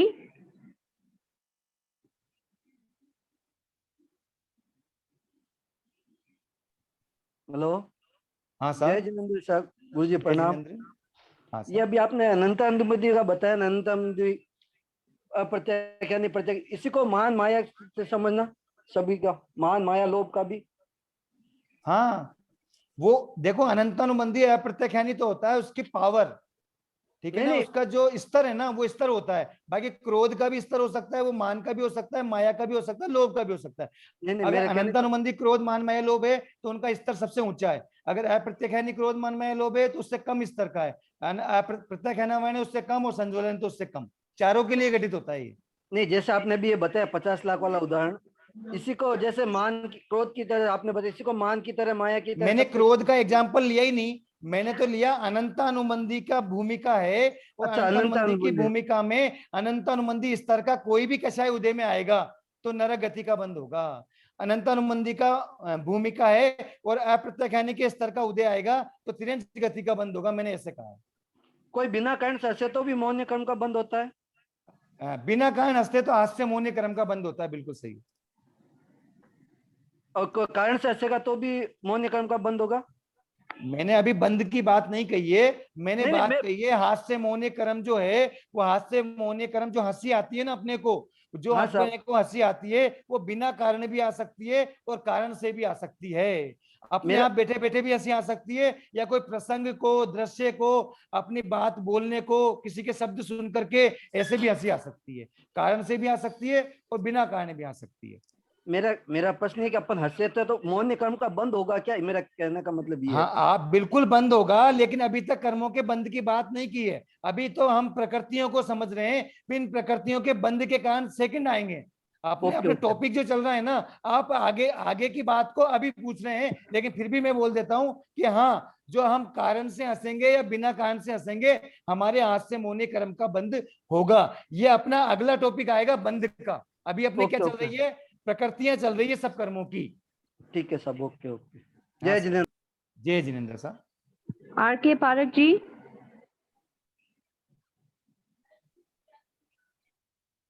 आर के पारक जी। अरे हेलो। हाँ सर। हाँ गुरु जी, आपने जो बताया प्रतिकूलता में अनुकूलता, निश्चित जीवन दर्शन का एक आदर्श रूप है, अल्टीमेट एक वो है। लेकिन आपको नहीं लगता है कि संसारिक जीवन में अगर ये एक तरह से हमें वीक कर देगा? कहते हैं failures are the steps of success. अगर हम फेलियर को, इसको अपनी प्रतिकूलता नहीं मानेंगे, तो इसे कभी एज ए चैलेंज एक्सेप्ट नहीं करेंगे, और आगे हमारे जो संसारिक जीवन के अंदर ये एक ऑब्स्टेकल होगा, ऐसा, इसके बारे में आपका क्या?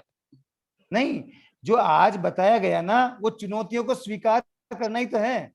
प्रतिकूलता अगर हमारे ऊपर आती है, अगर उसको प्रतिकूलता मान करके, अरे मेरे तो बेटा मर गया, मैं तो कुछ नहीं करूं, मैं तो सब खत्म हो गया, और वो सोच करके और केवल इस बात को लेकर के चला जावे, तो वो कुछ होने वाला नहीं है।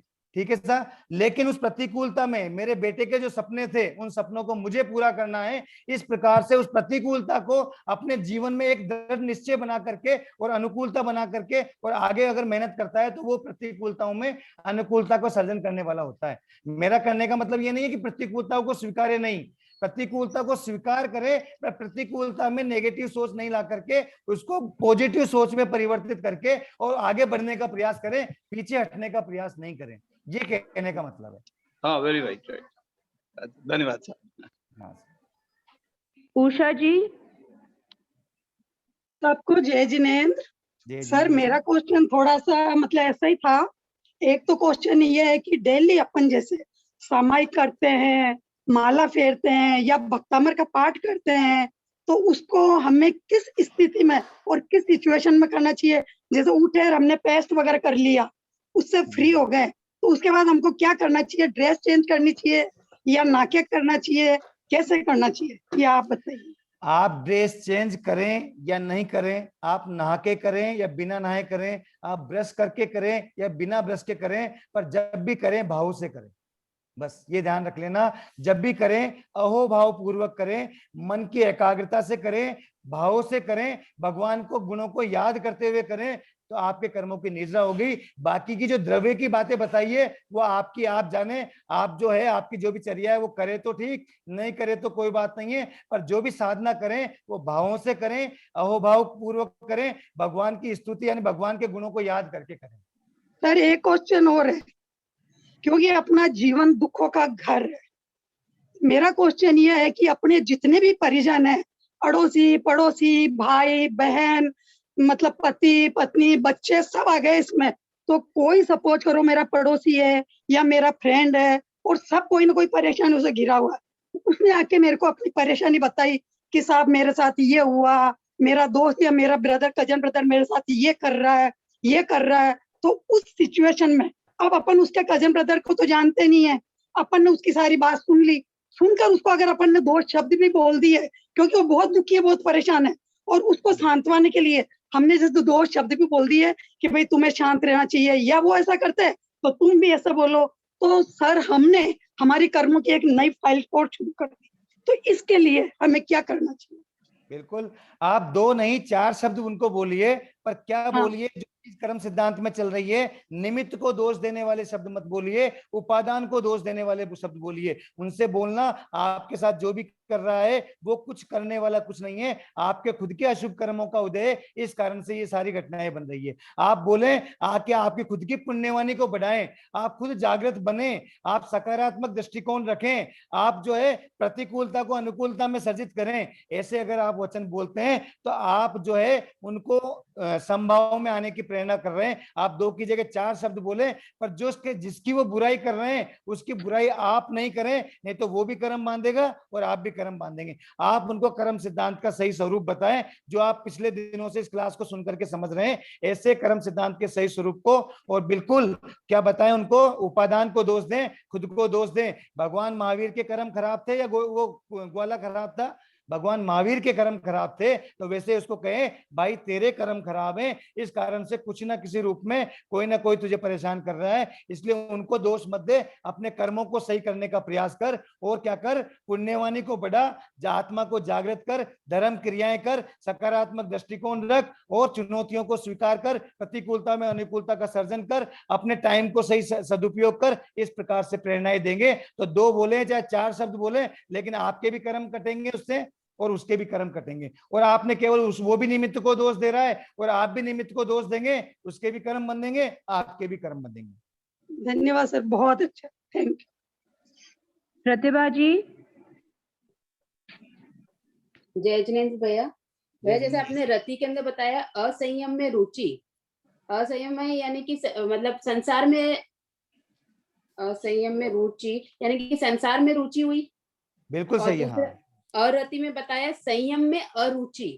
हाँ। तो इसका भी अर्थ यही रहा कि संसार में रुचि है। हाँ, एक नकारात्मक पक्ष से एक स्वीकार, जैसे संवेग और निर्वेद का गुण होता है ना, संवेग यानी होता है मोक्ष की अभिलाषा और निर्वेद का मतलब होता है संसार से उदासीनता। तो जिसको संसार से उदासीनता होती है उसी को मोक्ष की अभिलाषा होती है, जिसको मोक्ष की अभिलाषा होती है उसी को संसार से उदासीनता होती है। तो मीनिंग दोनों का सेम ही रहेगा ना? बिल्कुल बिल्कुल, दोनों जो हैं वो एक दूसरे के साथ ही हैं। जब संसार से रुचि होती है तो संयम में अरुचि होती है, ये बात सही है। लेकिन जब जिस समय पर संसार से रुचि लगी हुई है उस समय अरतिम होने का उदय माना जाएगा। जिस समय संयम से अरुचि लगी हुई है उस समय पर रतिम होने का उदय माना जाएगा। ठीक है, एक प्रश्न और पूछना था।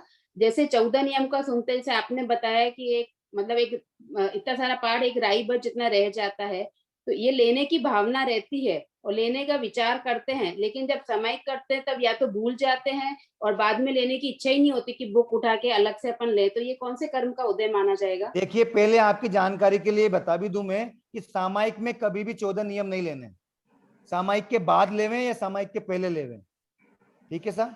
क्यों? उसके पीछे कारण है, जितने भी पाप का त्याग कर रहे हैं, आप कहेंगे भी पूरे संसार के पानी का तो त्याग और मेरे घर में जो टंकी है उसके पानी की छूट, यानी कि आपने क्या संकल्प लिया कि घर में जो पानी है उसकी हिस्सा में कर सकती हूँ।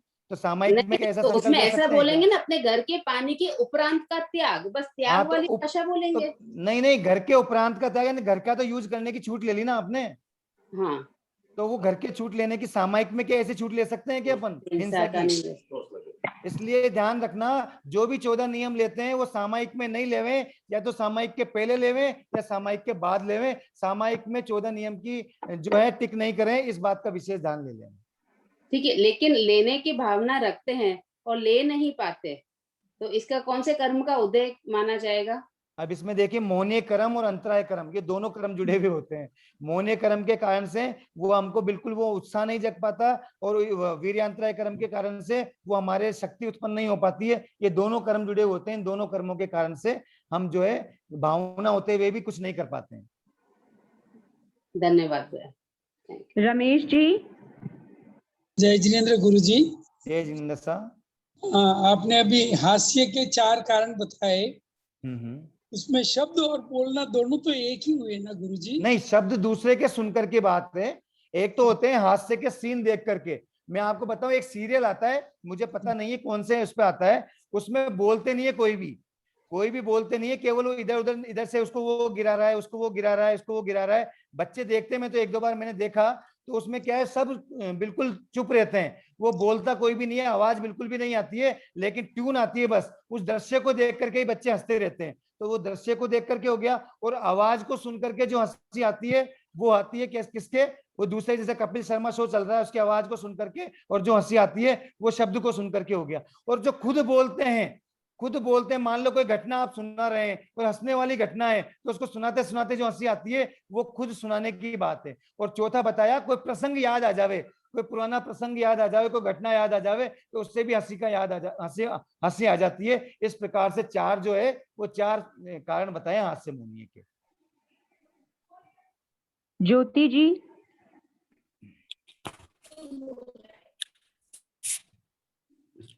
हेलो, हाँ सर, जय जिनेन्द्र। हाँ फरमाए। आवाज आ रही मेरी? आवाज क्लियर नहीं आ रही है आपकी। मेरी आवाज आ रही सर? हाँ, अब आ रही है आवाज, आप बोलिए। सर, मैं ये पूछना चाह रही थी कि आपने भी बताया था। अच्छा सर, क्लियर नहीं आ रही आवाज? आवाज क्लियर नहीं है। अब आ रही है सर। आपने अभी ये बताया था कि जैसे अनंत अनुबंधी में 50 लाख का किसी बिजनेसमैन का टारगेट था, और उसका जो बेनिफिट है वो 25 लाख रुपए की। अच्छा, आवाज क्लियर नहीं आ रही है। ज्योति जी, मैं आपसे सर, या तो फिर मैं कल पूछती हूँ। ज्योति जी, टावर का इशू हो रहा है। आप अपना क्वेश्चन चैट बॉक्स में टाइप करके भेज दीजिए और फिर आप आंसर सर, अब आ रही है आवाज? आप अपना आवाज आ रही है आपकी, लेकिन आवाज क्लियर नहीं आ रही है आपकी। हेलो। हाँ, आप चैट बॉक्स में अपना क्वेश्चन टाइप करके भेज दीजिए, हम चैट बॉक्स से ले लेंगे आपका क्वेश्चन। ज्योति जी। रूपलता जी। अच्छा, जय जिनेन्द्र क्लियर आवाज नहीं आ रही? ठीक है, ठीक है, आवाज आ रही है नेक्स्ट टाइम। हाँ आ रही है सब। हेलो, हाँ आ रही है, आवाज आ रही है, फरमाइए। मेरी आवाज आ रही है? क्वेश्चन थोड़ा लंबा था, कोई नहीं, मैं ऐसे पूछ रही थी सर कि आपने कहा पानी का अपना पानी रखने का बताया ना आपने। जैसे अपने घर में बोरिंग है और कभी वो बोरिंग भी चलाना पड़े तो फिर जिस प्रकार की आपने मर्यादा की है उस प्रकार की मर्यादा की बात की जा रही है। आपने जिस प्रकार से बोरिंग के पानी की छूट रखी है, अगर नहीं रखी है तो आपको जो जिस प्रकार की छूट रखी है उस प्रकार से त्याग होता है। इस बात को आप अच्छी तरह समझ लेवें। आपने जिस प्रकार का त्याग किया है उस प्रकार का त्याग लगेगा आपको, और जिस प्रकार की छूट रखी है उस प्रकार की छूट रहेगी आपको। आप ये एक क्वेश्चन, अगर आपने बोरिंग का त्याग नहीं किया है तो बोरिंग का त्याग नहीं किया है तो उसका दोष लगेगा, और बोरिंग के पानी का त्याग कर दिया है तो अगर आप नहीं चलाएंगे तो आपको दोष नहीं लगेगा। तो ये स्वयं की दृढ़ता नहीं तो दोष लग जाएगा। स्वयं जैसा त्याग पचकान करेंगे ना उसी के अनुसार होगा। अनिल जी।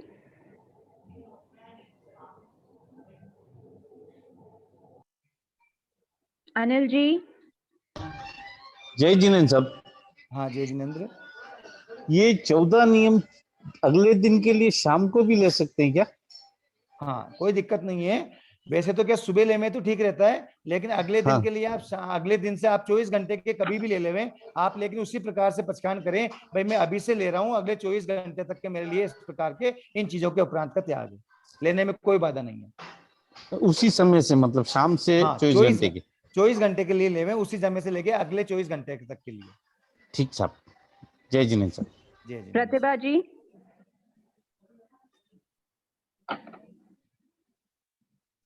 प्रतिभा जी। आवाज आ रही भैया? जी आ रही। भैया जैसे ये वीर्यांतराय कर्म जो है ये हमेशा हर संसारी को लगा हुआ ही रहता है, क्योंकि कोई इतनी हिम्मत नहीं कर पाता दीक्षा लेने की, तो ये कर्म तो सभी के साथ होते ही है ना? हर जीव के साथ वीर्यांतराय कर्म का उदय रहता है, लेकिन जितना जितना वीर्यांतराय कर्म का संयोजन करते रहते हैं ना तो दीक्षा आ जाती है। वीर्यांतराय कर्म को खत्म करने से दीक्षा नहीं आती है, वीर्यांतराय कर्म को कम करने से दीक्षा आती है। ध्यान रखना आप। 10वें 12वें गुणस्थान तक वीर्यांतराय कर्म का संयोजन है। जब वो 6ठे गुणस्थान में उसका संयोजन कर देता है, उसको कम कर देता है वीर्यांतराय कर्म के उदय को, तो उसको 5वें गुणस्थान में कम कर देता है, तो उसके दीक्षा आ जाती है। धन्यवाद सर। और कोई क्वेश्चन नहीं है, एक क्वेश्चन मैं पूछना चाह रही थी। हाँ कि किसी के साथ कोई बुरा कर रहा है तो अपन को यही सोचना है कि निमित्त तो निर्दोष है, लेकिन किसी के साथ कोई ज्यादा बड़ी घटना होती है, जैसे बहुत बड़ी चोरी या ऐसा कोई क्रिमिनल जैसी चीज, तो उसमें अपन ये सोचने की कोशिश तो कर सकते हैं कि निमित्त निर्दोष है, लेकिन अल्टीमेटली पुलिस में लिखवाना पड़ता है वो सब। तो व्यवहार की बातें अलग हैं और क्रिमिनल ऑफेंसेस नहीं अलग। हाँ मैं आपके क्वेश्चन को समझ गया। निश्चय और व्यवहार कोई अलग नहीं है। निश्चय व्यवहार को पुष्ट करता है और व्यवहार निश्चय को पुष्ट करता है। आपने के घर में चोरी हुई बहुत बड़ी, कोई दिक्कत नहीं है। जो भी संसार का कर्तव्य है उस अपराधी को उसके अपराध का दंड मिलना चाहिए। आप बिल्कुल रिपोर्ट लिखाइए, पुलिस जो पकड़ती है, पुलिस पकड़ने के बाद में सत्य के रूप में जो भी चोरी हुई है उस चोरी को लिखाइए, करिए, पूरा काम करिए। अपराधी को सजा मिलनी चाहिए, पर अपराधी पर बिल्कुल भी द्वेष नहीं आना चाहिए। अपराधी पर अगर आपका द्वेष आ गया कि इस व्यक्ति ने चोरी की है, इसको तो मैं मजा चखा के रहूंगा, इसको तो मैं बर्बाद करके रहूंगा, इसको तो मैं पूरी तरह से सजा दिला के रहूंगा, अगर तो ऐसे भाव, हमारे जो क्रूरता के भाव नहीं आने चाहिए। उस समय यही सोचना चाहिए इसके कर्मों का उद्देश्य इसने चोरी की है और मेरे कर्मों के उद्देश्य से मेरे खजाना खाली हुआ है, इस कारण से केवल जो व्यवहार निभाना है उसको उसकी सजा मिलनी चाहिए। इसमें कहीं पर भी आपको कुछ नहीं करना, वही रिपोर्ट भी लिखाइए, सजा भी उसको मिलनी चाहिए, आपको गवाही भी देनी है, आपके घर की जितनी चोरी हुई वो भी सत्यता से आपको बताना है, लेकिन उस अपराधी के प्रति द्वेष आपका नहीं आना चाहिए। आप ये ध्यान में इस बात का भी सिद्धांत में रखें, निमित्त निर्दोष होता है, इस कारण से उस अपराधी के पर बिल्कुल भी द्वेष करने का प्रयास नहीं करें, उससे नफरत करने का प्रयास नहीं करें।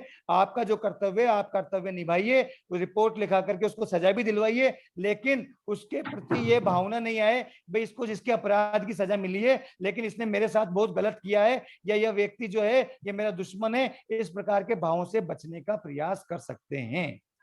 जैसे अर्जुन माली का एग्जाम्पल आपने सुना होगा, अंतःगढ़ में सब लोगों ने उसके ऊपर कुछ भी किया लेकिन उसने उन व्यक्तियों पर द्वेष नहीं किया, उसने अपना आत्मालोचना करी, उसने आत्मालोचना करके तितिक्षा रूपी धर्म को अपना करके मोक्ष प्राप्त किया। अच्छा, जैसे न्यूज़पेपर में इतना पढ़ते हैं कि लेडीज के साथ इतना स्ट्रॉन्ग डोमेस्टिक वायलेंस होता है, तो अपन तो सोचते रहते हैं कि चलो अपन तो लकी हैं, लेकिन उन लेडीज पे कैसे वो उनको अपन कैसे बोलें कि ये सोचो कि निमित्त निर्दोष है जब वो हर रोज हाँ। पिटती है।